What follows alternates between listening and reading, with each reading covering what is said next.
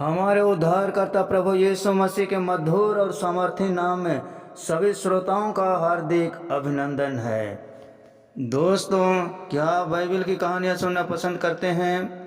अगर आप बाइबल की कहानियाँ सुनना पसंद करते हैं तो इन कहानियों को सुनकर आप अपनी आत्मिक उन्नति कर सकते हैं। आइए आज हम यह जानने की कोशिश करेंगे कि अब्राहम और मूसा से परमेश्वर ने कौन कौन सी वाचाएं बांधी थीं। पुराने नियम की कहानियाँ बहुत ही सुंदर कहानियाँ हैं, पर एक दुखद कहानी भी है।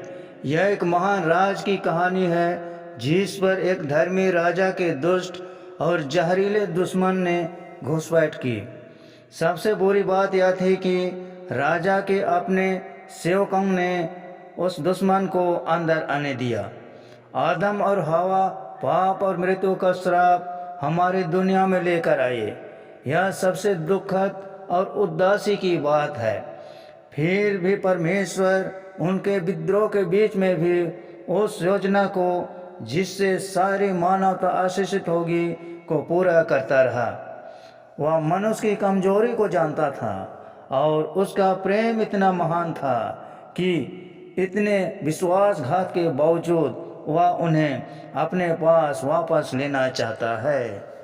आदम और हवा के बलवे के बाद उन्हें प्रभु के मंदिर जैसे बगीचे से बाहर निकाल दिया गया था। उनकी आत्मा बुराई और दुष्टता का दबाव और कलंक सहने के लिए नहीं बनाई गई थी। जब वे इसे खुद पर लाए, उनकी आत्मा पाप की बीमारी द्वारा कुचली गई और मोड़ी गई, और उन्होंने वह रोग अपने बच्चों को भी दे दिया और उनके बच्चों के बच्चे हुए, फिर उनके बच्चे।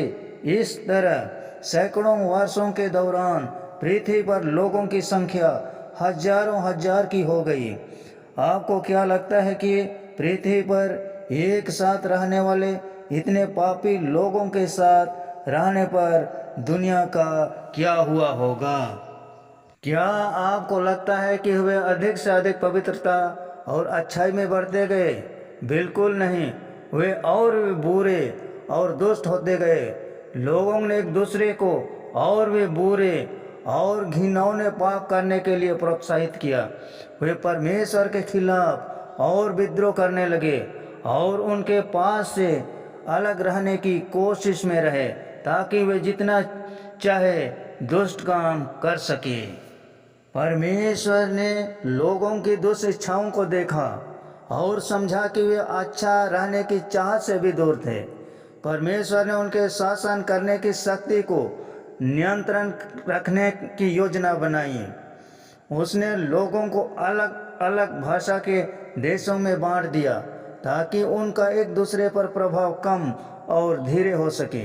कि इन सभी राष्ट्रों में से प्रभु ने एक आदमी को चुना और उसे परम प्रधान परमेश्वर के आगे अपने कार्यों के लिए अलग किया। इस आदमी का नाम था अब्राहम और वह एक महान राष्ट्र का पिता बनने वाला था। परमेश्वर का इरादा था कि यह नया राष्ट्र दुनिया के अन्य देशों के भ्रष्टाचार और दुष्टाचार से पूरी तरह अलग हो। परमेश्वर ने अब्राहम के साथ एक वाचा बांधी। उसने कहा वह अब्राहम के वंश को इतना बढ़ाएगा कि वे समुद्र तट पर रेत में या आकाश के सितारों की तरह होगा। फिर परमेश्वर ने अब्राहम के बच्चों को याजकों का राष्ट्र बनाने का वादा किया। यह याजक पृथ्वी पर अन्य सभी लोगों के समूह के लिए परमेश्वर के पवित्र राहों को दर्शाएंगे। पृथ्वी के पवित्र राष्ट्रों के भविष्यवक्ताओं को यह बताना था कि कैसे परमेश्वर अपने चुने हुए को उठाएगा जो दुनिया का उद्धार करता होगा। वह हवा का बेटा होगा और वे शैतान का सिर कुचलकर उसके दुष्ट राज को हराएगा। यह बेटा परमेश्वर के पवित्र राष्ट्र का एक सदस्य होगा, अब्राहम के वंश से निकला हुआ और परमेश्वर के वादों का अंतिम और उच्चतम संपूर्ण करने वाला बिंदु होगा।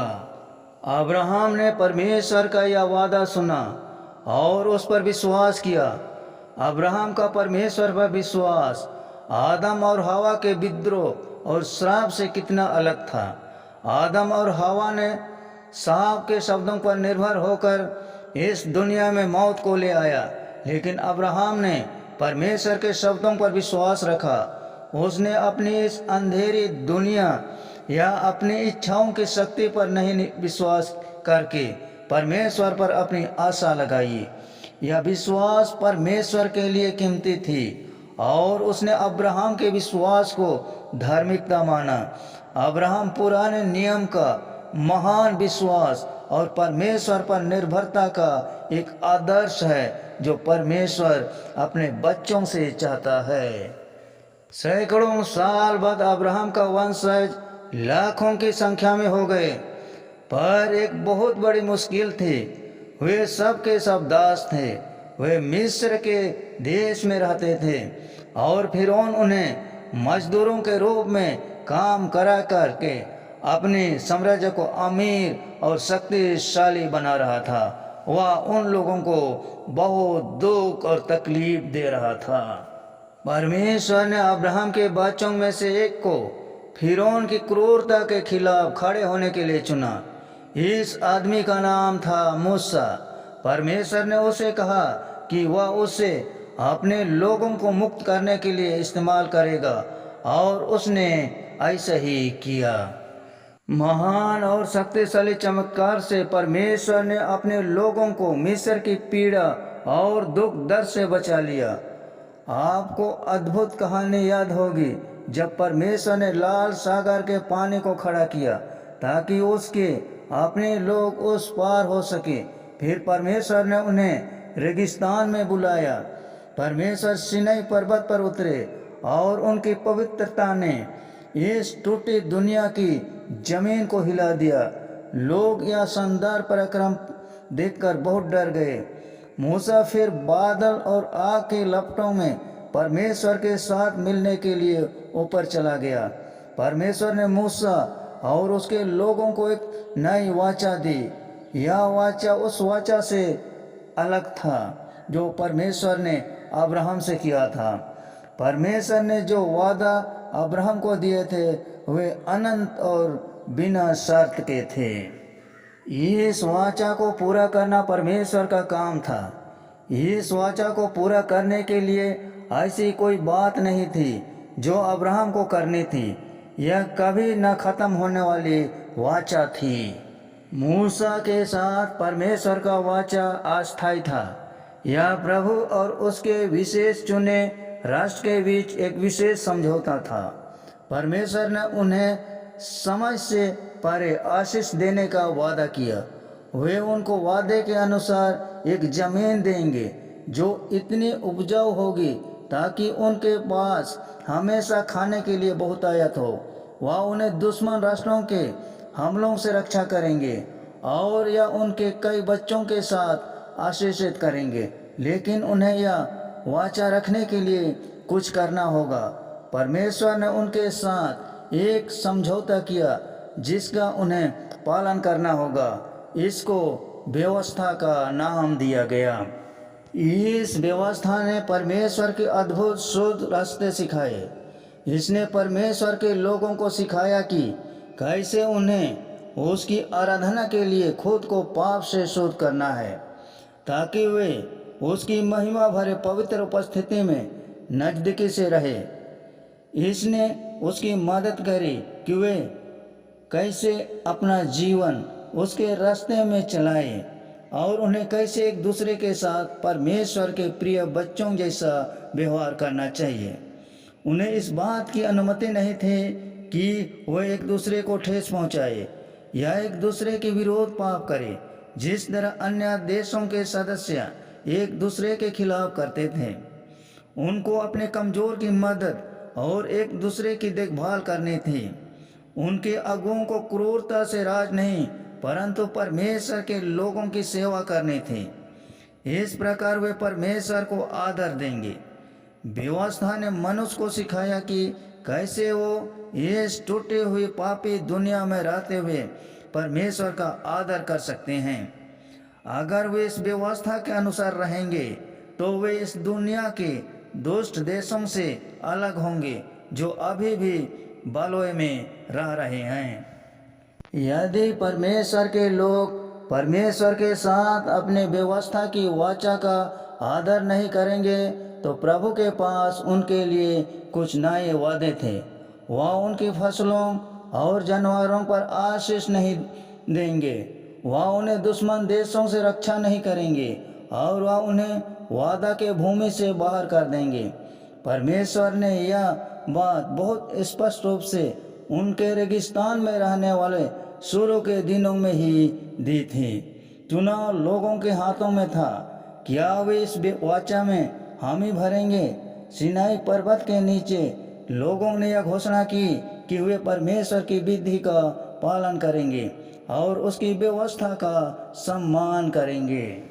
व्यवस्था की वाचा ने परमेश्वर के पवित्र लोगों के रूप में इस्राएल के राष्ट्र की स्थापना की। भारत और अमेरिका जैसे देशों की सरकारें अपने संविधान द्वारा परिभाषित हैं। भारत का संविधान 50 साल से अधिक पुराना है। अमेरिका का संविधान 200 साल पुराना है। लेकिन इस्राएल के साथ परमेश्वर की वाचा 1500 साल से अधिक के लिए चली। इन सभी वर्षों के दौरान कुछ ऐसे पल थे जब इस्राएल ने परमेश्वर के पवित्र व्यवस्था का आदर किया, लेकिन उससे अधिक बार वे विद्रोह में रहे और इसलिए परमेश्वर ने अपने बच्चों को दंडित किया जैसे उसने कहा था। उसने अन्य राष्ट्रों को भेजा ताकि वो इस्राएल को जीतकर और उन्हें वादा की भूमि से हटा दे। परमेश्वर के लोगों को देश से निकालकर अन्य देशों में बंदी के रूप में भेजा गया। चाहे इस्राएल एक राष्ट्र के रूप में कितना पापी हो जाए, वहाँ हमेशा कुछ धर्मी लोग भी थे जो परमेश्वर की ओर वफादार रहे। कभी कभी न्यायाधीशों ने लोगों की मदद की जिससे वे परमेश्वर के रास्ते में लौट आए। कभी कभी वहाँ राजा थे जो राष्ट्र को पापों से शुद्ध करते थे। अन्य समय में परमेश्वर ने भविष्यवक्ता भेजे जो फटकार और चेतावनी के शब्दों के साथ परमेश्वर के लोगों के पास आते थे। उनकी भविष्यवाणी में नए वादे भी थे। दोस्तों, यह संदेश आप सबों को कैसा लगा? अच्छा लगा तो इस वीडियो को अपने दोस्तों को अधिक से अधिक शेयर करें, लाइक करें और चैनल को सब्सक्राइब जरूर कर दें। धन्यवाद।